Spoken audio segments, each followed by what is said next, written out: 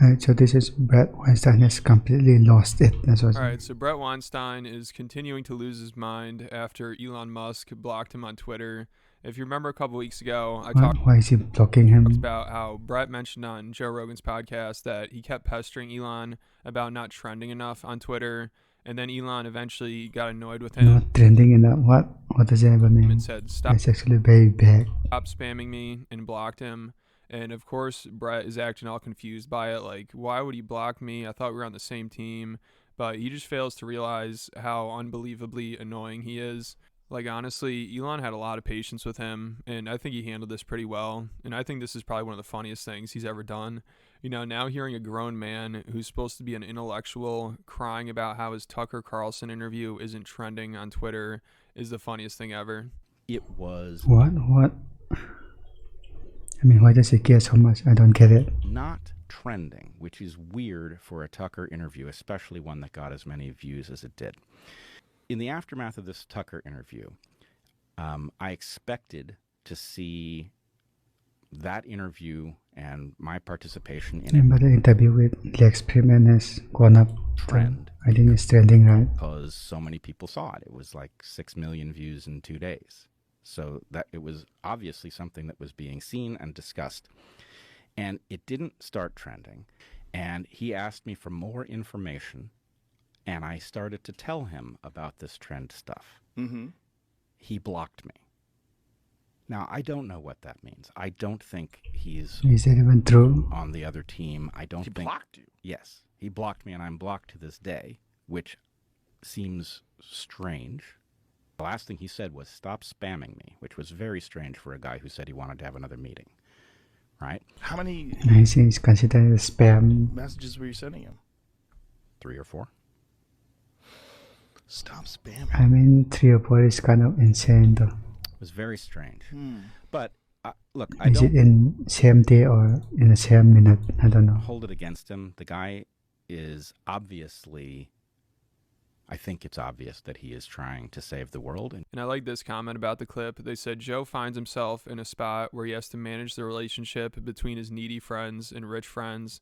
Interesting to see Yeah, how he don't want to let Bret Weinstein go. his friend group will evolve in the future, and it will be funny to watch for sure. You know, I also like how Bret is saying that Elon is trying to save the world, but at the same time, Bret's treating him like he's Twitter support. Like, he tags him in so many tweets. He's always trying to get his attention, and it's just kind of pathetic. And I think some people just need to explain to him that he's annoying, and that's why Elon blocked him. And actually, thankfully, some people are now, because Bret is always tweeting about it, and the tweets are so cringy. Like, at this point, he just needs to accept it. Like, Elon blocked you. Yeah, I need more context on what he tweet. Over it. And he should have expected to get blocked in this situation, because it sounds like it never ends with him, and he's always complaining to Elon about something wrong with his account or wrong with Twitter. And it sounds like his complaints are always like, I'm not trending enough, I don't get enough engagement. He's always talking about how there are ghosts in the machine. You know, I think that's his new way of saying he's shadow banned on there, even though his tweets do just fine, so I don't know what the hell he's talking about. And it's like he just sits around thinking of different ways to complain to Elon, and he acts like Elon is just sitting About around the shadow blocking waiting to thing. give him answers and to try to help him out. You know, like this tweet, he said, "Hey Elon, it was much better on And Twitter maybe he isn't that much popular. for weeks after you cleaned house. One could detect the thumb was off the scales, which was very cool. Feels like the thumb's back on now, stronger than ever. I know what the haters might say, but you might want to check for ghosts in your machine." And then Elon just responds and says, "I'll investigate." But what does Bret really want? Like, what is he even asking there? It's just like, hey, Elon, Twitter sucks. Fix it. You know, what is his complaint here? You know, he's lucky Elon would even respond to that. But, of course, it wasn't I really love this enough server. for Bret. And he continued and said, "Thank you, Elon. I appreciate what you're doing."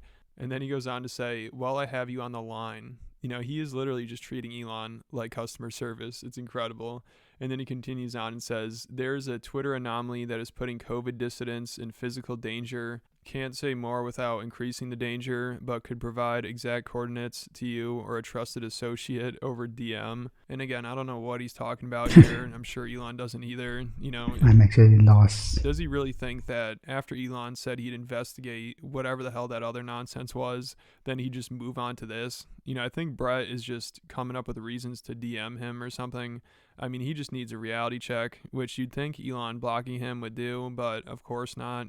even though you can tell Bret is definitely losing sleep over this. He's been talking about it nonstop. You know, he talked about it on Rogan's podcast, Dave Rubin's podcast. He tweets about it all the time, and he's still very confused about the whole thing. And I just find this situation hilarious for so many different reasons. But maybe the best part is at one point Elon said he wanted to remove the block feature, and Bret tweeted about how he thinks that's a terrible decision and the block feature is essential, and of course tagged Elon in it and said he'd be happy to explain it to him. I mean, this guy is just the worst, and he makes no sense. What?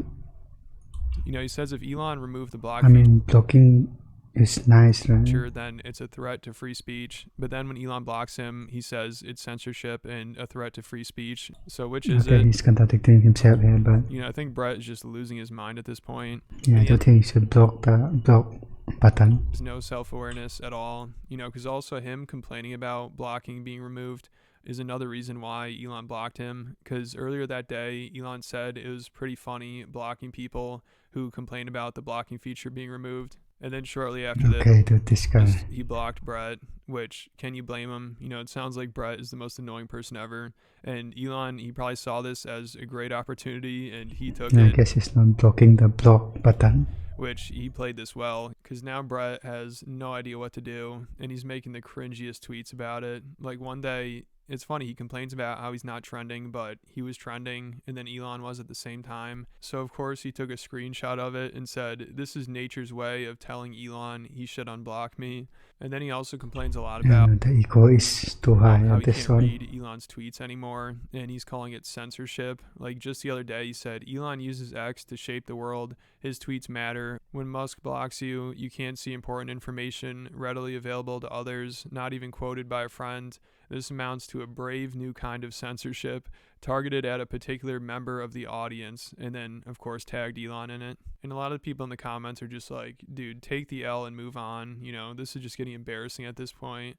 And it's also funny because he's the one that liked the blocking feature. You know, he wanted it to stay on the platform. So he just sounds like such a hypocrite, because now he's saying when somebody blocks him, it's censorship somehow. So there's no winning with this I guy. mean, it's a different argument, but okay. And people in the comments had to explain to him that this isn't how censorship works. Like, he has the right to block you if he wants to. And people are saying you're just being annoying, and that's why he blocked you. And Bret just sounds so delusional here. Okay, the trolling pixel Then he really. went on and said, "I'm not saying this is Musk's intent. It seems likely to me that he doesn't even realize how different X looks after his block."